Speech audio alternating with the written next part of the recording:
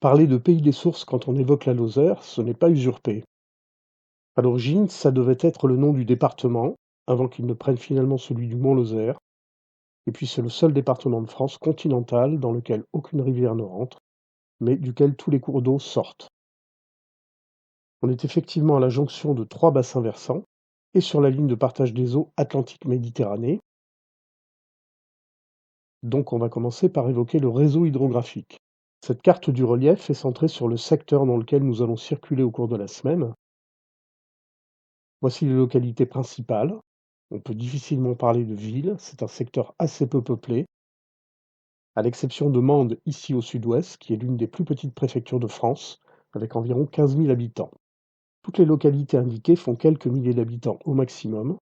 Pour trouver des localités importantes, il faut aller vers l'est dans la vallée du Rhône, vers le nord où on trouve le Puy-en-Velay, ou vers le sud où on arrive à Alès. La jonction des 3 bassins versants se fait selon ces lignes en jaune. La ligne de partage des eaux Atlantique-Méditerranée étant ici. Elle délimite à l'est évidemment le bassin versant du Rhône. Au sud-ouest, on est dans le bassin versant de la Garonne, et enfin au nord dans le bassin versant de la Loire. Concernant le versant méditerranéen, donc le bassin du Rhône, on a sur cette carte un tout petit secteur ici au nord-est qui correspond au bassin versant de l'Eyrieux. Ce sont des petits affluents de rive droite du Rhône. Tout à fait au sud, on a aussi ici une toute petite portion du bassin versant de la Cèze. Mais l'essentiel du secteur ici au sud-est de la carte correspond au bassin versant de l'Ardèche. L'Ardèche prend sa source pas très loin de Langogne, ici, et s'écoule vers l'est. Dans sa partie amont, il reçoit 2 affluents qui s'appellent la Fontolière et le Lignon. L'Ardèche ensuite rejoint Aubenas, oblique en direction du sud-ouest, et puis il reçoit, à peu près ici, ou un tout petit peu en dehors de la carte, un autre affluent, qui est la Baume, qui a elle-même un affluent qui s'appelle la Drobie. Et en fait, toutes ces rivières cévenoles découpent le relief en longues crêtes, plus ou moins orientées ouest-est. C'est ce qui constitue le massif du Tanargue, on en reparlera plus tard. Et puis toute la partie ici, qui est au sud du bassin versant de l'Ardèche, correspond à son principal affluent, qui est le Chassezac. Le Chassezac prend sa source ici, au niveau du Point Triple, sur le Mour de la Gardille. Il circule en direction du sud-est. Assez rapidement, il s'encaisse dans des gorges profondes. Il reçoit 2 affluents, qui s'appellent l'Altier et la Borne, vallée dans laquelle on circulera le mardi, avant d'atteindre les Garrigues ardéchoises, et le Chassezac se jette dans l'Ardèche, un petit peu en amont de Vallon-Pont-d'Arc, ici, juste à l'extérieur de la limite de la carte. Pour le bassin versant de la Garonne, tout à fait au sud ici, on a un tout petit secteur qui correspond au bassin versant du Tarn. On prend sa source sur le flanc sud du Mont-Lozère. Le reste correspond au bassin versant du Lot, qui prend sa source pas très loin du Point Triple, à quelques kilomètres au sud-est. Il circule d'abord vers le sud avant d'obliquer vers l'ouest et de garder cette orientation pratiquement jusqu'à sa confluence avec la Garonne à Aiguillon. Le Point Triple véritablement est drainé par un tout petit ruisseau qui s'appelle le ruisseau d'Alinck ou le ruisseau de l'Altaret dans sa partie amont et qui collecte toutes les circulations souterraines de la plaine de Montbel au niveau du Point Triple. On a ensuite en rive gauche du Lot des petits affluents cosnards que j'évoque rapidement, le Bramont et la Nise. Et dans le secteur qui nous intéresse, le premier affluent relativement important, c'est la Colagne, qui prend sa source très très près de la plaine de Montbel. Et puis vers le nord, on a un tout petit secteur qui correspond au bassin versant de la Truyère. Et enfin, en ce qui concerne le bassin versant de la Loire, la zone qui est présente sur cette carte est partagée à peu près équitablement entre la partie amont de la Loire en elle-même, qui prend sa source ici au pied du mont Gerbier-de-Jonc dans le Velay, circule d'abord vers le sud avant d'obliquer vers le nord-ouest, et puis vers le nord pour rejoindre le Puy-en-Velay en dehors de la carte. Quelques affluents de la Loire, je mentionne rapidement la Veyradaère en rive droite, la Méjane en rive gauche, et puis la Gazeille en rive droite. Le Point Triple s'insère dans le bassin versant de l'Allier, qui prend sa source sur le Mour de la Gardille, très près de la source du Chassac, à peu près 1 kilomètre de cette source. L'Allier circule d'abord en direction du sud-est, avant d'obliquer vers le nord, et au-delà de Langogne vers le nord-ouest pour sortir de la carte. Deux petits affluents de rive droite, le Mas-Méjean, dont on remontera et descendra la vallée le mardi, et puis l'Espezonnette, dont on suivra la vallée le mercredi. C'est le secteur en rive gauche de l'Allier qui draine le point triple.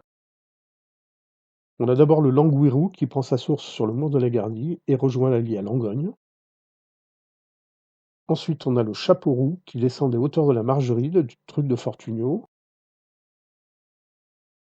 qui subit plusieurs inflexions avant de rejoindre l'Allier ici, à l'aval de Naussac. Je mentionne également la Clamouze, mais le cours d'eau qui est vraiment au niveau du point triple, je ne l'ai pas mentionné ici, s'appelle la Boutarès et se jette dans le Chapeauroux à Châteauneuf-de-Randon. Je termine avec l'Anse, qui est tout à fait au nord-ouest de la carte. En ce qui concerne le relief et les régions naturelles, tous les plateaux qui sont situés à l'ouest de Langogne, ici, autour de 1000 mètres d'altitude, voire plus, sont les plateaux de Margeride orientale qui, lorsqu'on se dirige vers le nord-ouest, passent insensiblement au pays de Saugues. Tous ces hauts plateaux sont les secteurs dans lesquels la bête du Gévaudan a commis ses méfaits il y a quelques siècles. Les altitudes s'élèvent ensuite vers une ligne de relief qui s'étend depuis le nord-ouest au voisinage du Cantal, en direction du sud-est, et le point culminant de cette échine est situé ici, près de Châteauneuf-de-Randon, c'est le truc de Fortunio, et donc ce sont les monts de Margeride qui se terminent au sud, ici, par ce plateau qui s'appelle le plateau du Palais du Roi. Entre l'Allier et la Loire, on a le plateau du Devès, essentiellement couvert de formations volcaniques, on y reviendra. Et puis au-delà de la Loire, vers l'est, on trouve les plateaux du Velay oriental. Et en particulier ici, on les voit assez bien sur cette carte du relief, tout le domaine des sucs phonolithiques autour du mont Gerbier de Jonc et du mont Mézinc, qui domine l'amphithéâtre de la tête du bassin versant de l'Eyrieux. Les plateaux du Devès et du Velay se raccordent vers le sud dans les hauteurs de ce qu'on appelle la montagne ardéchoise, dont se détachent les longues crêtes effilées, découpées par les vallées de l'Ardèche et de ses affluents, qui forment donc ce qu'on appelle le massif du Tanargue. Le Tanargue passe vers le sud aux Cévennes, où la morphologie est à peu près la même en termes de relief. C'est ce qu'on appelle localement les serres pour les crêtes effilées et les valas pour les vallées. Simplement, les altitudes diminuent lorsqu'on va vers le sud. Et puis enfin, dans toute la partie sud-sud-ouest de la carte, on a une série de reliefs importants. Le mont Lozère se trouve être le plus haut sommet non volcanique du Massif central, à 1600 mètres, en réalité 1599 mètres d'altitude. Au nord des vallées de l'Altier et du Lot, on a un relief qui lui est parallèle, qui s'appelle la montagne du Goulet.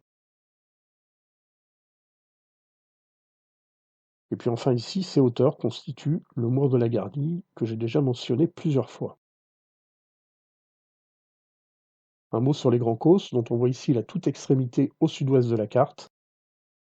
De ces Grands Causses se détache cette zone, qui est la plaine de Montbel, qui se trouve être la terminaison nord-est des formations sédimentaires jurassiques. Quand on va vers le nord, on n'en trouve plus. On voit clairement sur cette carte un certain nombre de directions, donc un héritage géologique. Tout d'abord, on a la direction de la vallée de l'Allier, de la vallée de la Loire, du plateau du Devès et des monts de la Margeride, plus ou moins nord-ouest-sud-est, mais en réalité arqué. Ça correspond à des directions du socle varisco-hercynien daté de 400 à 300 millions d'années. Ça, c'est un extrait de la carte géologique de France, très exactement sur le même cadre. Les directions ne s'y voient pas très clairement, à part peut-être ici cette grande faille qui limite à l'est le massif de granit de la Margeride.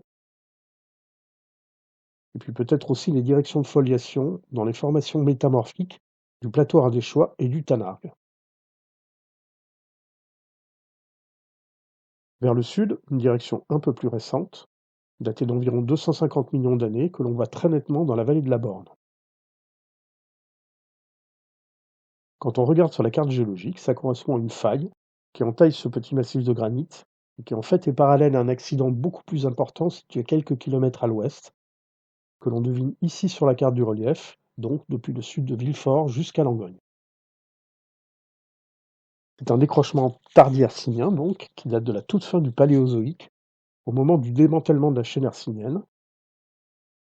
On l'appelle la faille de Villefort ou la dislocation Rigourdane, et on voit très clairement sur cette carte que ça a été un décrochement sénescent, qui en particulier décale l'extrémité du massif de granit du Mont Lozère vers le nord d'à peu près 12 km. Ça individualise le petit massif de la Borne. Ce décalage de 12 km, on le retrouve dans les formations métamorphiques plus au nord, avec en particulier ici les formations Cévenol, et puis ici les formations de la montagne ardéchoise et du Mour de la Gardille. Une troisième direction, plus récente, datée d'environ 200 à 100 millions d'années, que l'on devine sur cette carte ici, au tracé de l'amont de la vallée de la Borne, et qui se prolonge vers le nord-est en marquant le rebord oriental du plateau du Velay. Cette direction n'apparaît pas clairement sur la carte géologique, mais en fait, on la retrouve plus au sud-est. C'est la direction des blocs basculés de la marge Villaro-Cévenol. Tout ça correspond à la dislocation mésozoïque qui va aboutir à l'ouverture de l'océan alpin plus au sud-est. Cette direction, on la retrouve également ici, à l'ouest du Mont Lozère, où en fait elle correspond à un faisceau de failles qui ont fonctionné pendant le Jurassique et qui limitent à l'est le graben des Grands Causses. Et puis enfin, une direction plus récente, d'une quarantaine de millions d'années, liée à la formation des Pyrénées. Ce qu'on voit en réalité ici, ce sont de vieux accidents hercyniens qui ont continué à fonctionner jusqu'à ce moment-là. On a ici la crête du Mont Lozère, la crête de la montagne du Goulet. On retrouve cette direction également dans le cours médian du Chassezac. On reviendra sur la signification de ces directions un peu plus tard. Et puis enfin, pour terminer, une dernière direction qui se voit très bien sur la carte du relief, c'est celle qui limite au nord-est le fossé de Naussac. Elle n'est pas tout à fait conforme aux directions hercyniennes, il y a un certain angle. Elle n'est pas non plus totalement conforme aux directions pyrénéennes, donc elle est un peu originale, elle n'a pas d'équivalent, ni au nord ni au sud.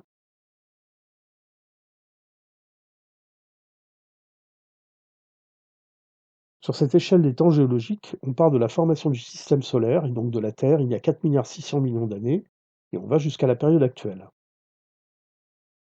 Cette longue période en rose, qui s'appelle le Précambrien, n'est pas représentée en France continentale, sauf tout à fait dans le nord de la Bretagne.